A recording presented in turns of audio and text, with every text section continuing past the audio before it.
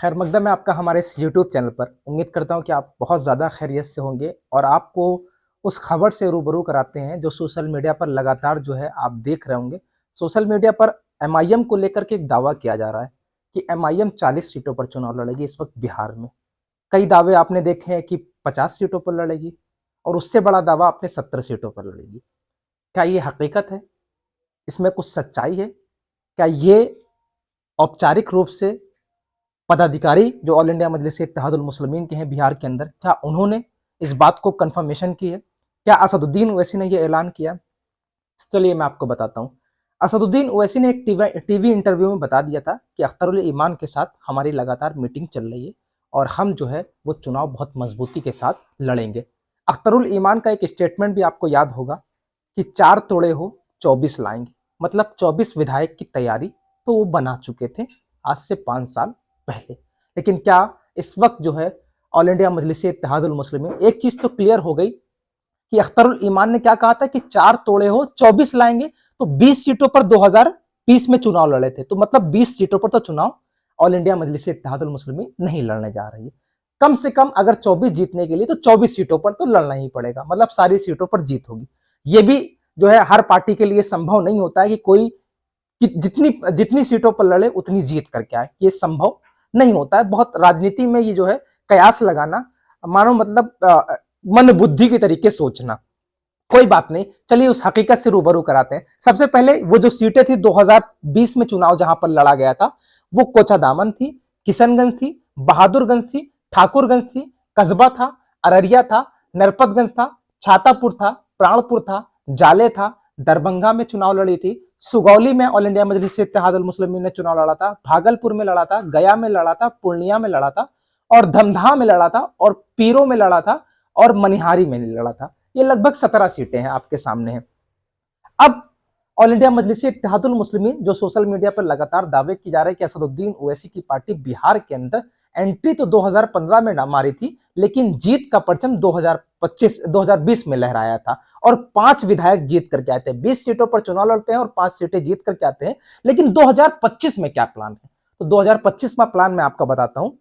ना ही 30 सीटों पर, ना ही 20 सीटों पर, ना ही 50 सीटों पर और ना ही 40 सीटों पर। All India Majlis Ittehadul Muslimeen MIM national spokesperson Adil Hasan sahab के मुताबिक अगर एमआईएम जो है अगर कह रहा हूं मैं, एमआईएम जो है बिहार के अंदर जो है लगभग 70 सीटों पर चुनाव लड़ेगी।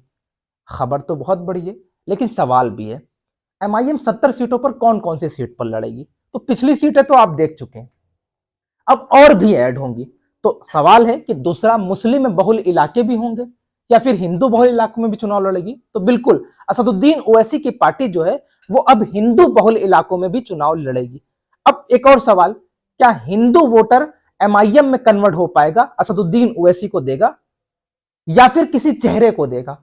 तो ऑल इंडिया मजलिस इत्तेहादुल मुस्लिमीन ने पहले ही रणनीति बना ली थी कि असदुद्दीन ओवैसी के नेतृत्व में, अख्तरुल ईमान साहब के नेतृत्व में चुनाव लड़ा जाएगा और हिंदू बहुल इलाकों में हिंदू कैंडिडेट को उतारा जाएगा और मुस्लिम बहुल इलाकों में मुस्लिम कैंडिडेट को उतारा जाएगा।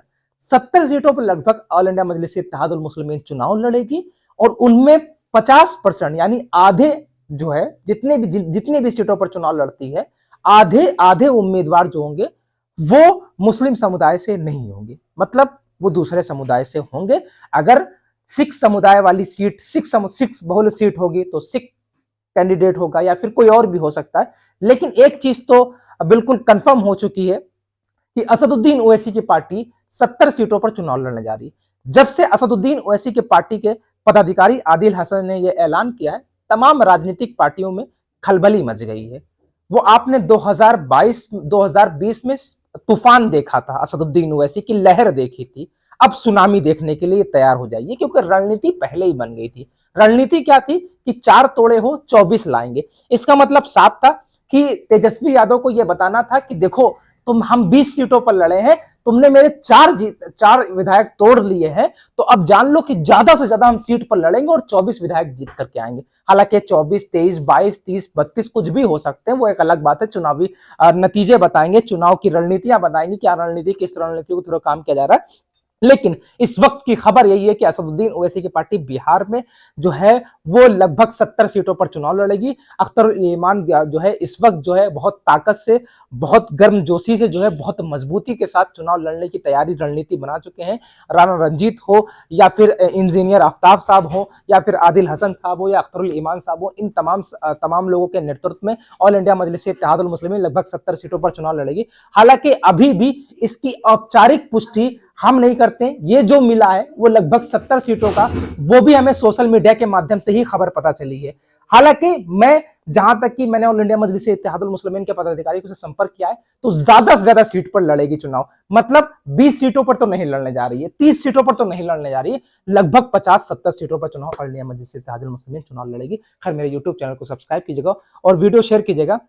MIM की तमाम खबरें मैं तुरंत आपको अपडेट करता रहता हूं, तो कम से कम आप मेरी हौसला अफजाई के लिए ज्यादा से ज्यादा इस वीडियो को शेयर कीजिएगा और मेरे यूट्यूब चैनल को सब्सक्राइब करना ना भूलिएगा।